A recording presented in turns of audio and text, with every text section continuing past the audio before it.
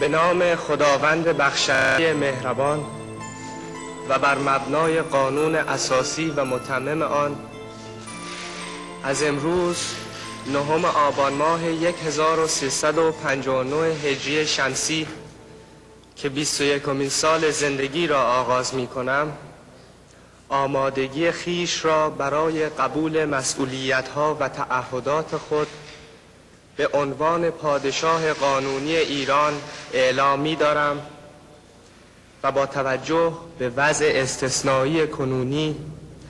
ادای سوگندنامه مندرج در قانون اساسی را به زمانی موکول می‌کنم که تأییدات الهی شرایط آن را فراهم سازد. ولی از همکنون در برابر پرچم سرنگ پر افتخار ایران به قرآن مجید سوگند یاد می کنم که در این مقام زندگی خود را یکسره وقف خدمت به مملکت و دفاع از استقلال و حاکمیت آن و حفظ حقوق مشروع ملت ایران کنم و همواره مجری قانون اساسی و عامل تحقق همبستگی ملی باشم. من با نظارت در اجرای دقیق مواد قانون اساسی که در آن ضمن تضمین کلیه حقوق و آزادی‌های فردی و اجتماعی، وظایف مقام سلطنت و قوای مجریه، مقننه، قضاییه و اختیارات قانونی هر یک از آنها کاملا مشخص شده است، رسالت خود را با آگاهی به همه وظایف و تکالیف آن به عهده میگیرم و از نظام مشروطیت ایران پاسداری میکنم. هموطنان عزیز، خواهران و برادران، این مسئولیت خطیر را که با درگذشت جانسوز پدر بزرگوارم به عهده من محول شده است، در یکی از تاریک‌ترین ادوار تاریخ ایران آغاز می کنم که طی آن از یک سو اساس ملیت ایرانی و کلیه ارزش‌های تاریخ، تمدن و فرهنگ ملی ما از داخل مورد حمله قرار گرفته و از جانب دیگر بر اثر انزوای سیاسی، هرج و مرج اجتماعی، فاجعه اقتصادی و سقوط حیثیت بین المللی مملکت، تمامیت ارضی میهن ما از خارج نیز دستخوش تجاوزی شده است که ما آن را محکوم می‌کنیم. خوب می‌دانم هیچ یک از شما که دلهایتان آکنده از میهن پرستی و غرور ملی است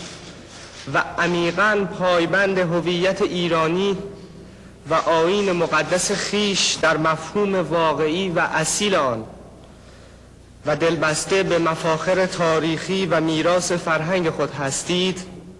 خواهان پیدایش این وضع نبوده و نیستید، زیرا اصولاً هیچ ملتی تحت هیچ شرایطی نمیتواند خواستار چنین وضعی برای خود باشد. بدین جهت است که رنج‌های درونی شما را کاملا احساس می‌کنم و اشک‌های پنهانی شما را به چشم می‌بینم و خود را شریک همه این غم‌ها می‌دانم، ولی بر این نیز واقفم که شما هم مانند من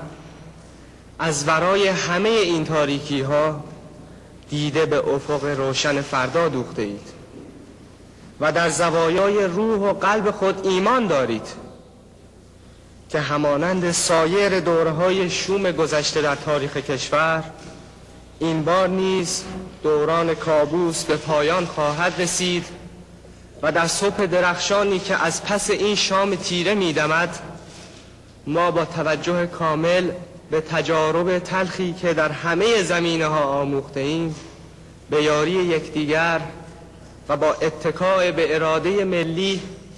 از طریق اصلاحات منطقی که باید با مشارکت قاطعانه همه مردم صورت بگیرد، به آرزوها و آرمانهای خود پاسخی شایسته خواهیم داد و ایران تازه‌ای بر اساس آزادی، قانون و عدالت و با برخورداری از اسلام واقعی، یعنی اسلام معنویت، محبت و گذشت خواهیم ساخت که سرزمین مردمی مرفه و سرفراز باشد و مقامی را که شایسته آن است در جهان احراز کند.